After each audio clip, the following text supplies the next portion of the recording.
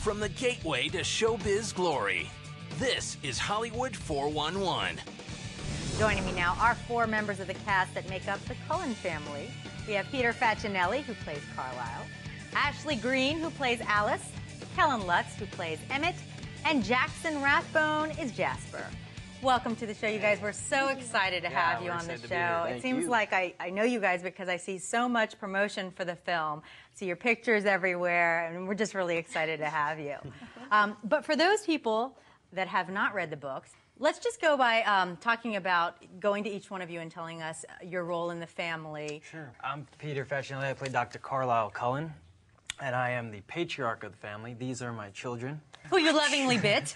Yeah. Right? Yeah, I lovingly bit them in order for them to have all of eternity. So they have they should be very grateful. Except for, Jackson. How'd you get out of the whole biting thing? They kind of joined my family. I joined up with this lovely lady over here, so, you know. Okay, so let's talk about Ashley. Yes. I play Alice Cullen in the film, one of the children, and she is basically, I think, one of the first ones to accept Bella into the family. She can see the future, so she kind of foresees that she's going to be best friends with this girl and sees how much her brother loves him. And she's kind of I mean, we're all good-hearted, but she's extremely optimistic and you know, has this heart of gold and is just always kind of the hyper happy-go-lucky of the Cullen group. All right, being able to see in the future, that's a very nice ability to have, right, Yes. Kellen? She's so lucky. I mean, I play Emmett, and he's kind of the big brother. He's super strong, like me, I know. And he's just a goofball. And Rosalie kind of saved him. I was attacked by a bear, and she saw something sweet and cute and wanted me to be her soulmate. Okay, Jackson. I was brought into the Cullen family by this lovely lady, as I was saying before, Alice, who meets me, and we join up with the Cullen family as a band of vegetarian vampires, kind of living in Washington. I love it, and I'm sure the people that have not read the books are wondering, how are you a vegetarian vampire? So let's go to you, Peter, with that question about how you raise this family of vegetarian vampires and what that means and how they integrate with the pressures of the world. Vampires are meat eaters by nature, and what Dr. Cullen has done is basically domesticated the family, and they feed only on animals. So they don't prey on human beings. And in doing that, they try to live amongst humans as humans, and try to fit in so that they're not, so they don't stand out and they can live their eternity out amongst human beings. Now, how does your character deal with Edward's struggle? Because, of course, the main romance of the book is Edward and Bella, and she wants to be bitten to turn into a vampire so she can be with him for all of eternity. Well, it's interesting because my character is not unlike a father to a teenage boy who's kind of unruly and unhappy and doesn't know what he wants in life, and I have to kind of stand by him and support him no matter what, you know.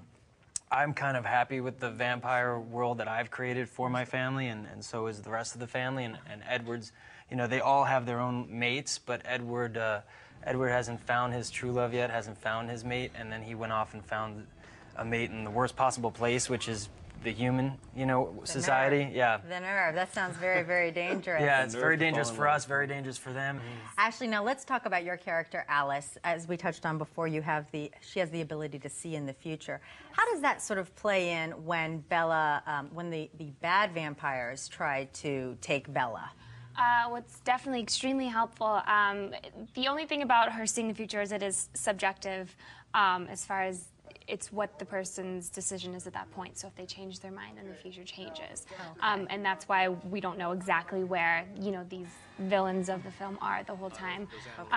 But, you know, it does help as far as where their location is at a certain time and getting her as far away from them as humanly possible. Okay, well, Kellen, let's talk about your character a little. And this aspect of you guys are playing sort of non-traditional vampires. I mean, when I think of vampires, I think of in a coffin, sleeping, can't walk out in the daylight. But you guys love baseball, you're vegetarians, you're trying very hard to fit in with the mainstream human life.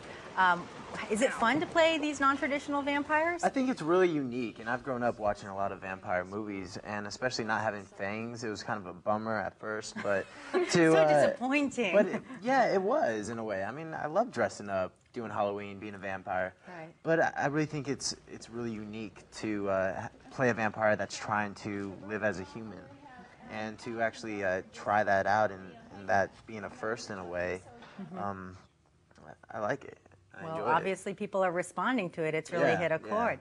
Jackson, 17 million copies of the book sold worldwide. Can you talk about what goes on with you guys and how you feel about that, living up to that expectation? Well, it is a lot of pressure, but everybody has this this kind of perception of what the film's going to be in their heads from the books. And now that the trailers have been circulating out and just blowing up everywhere, it's this film. That this film is it has an audience that is begging and dying to see it.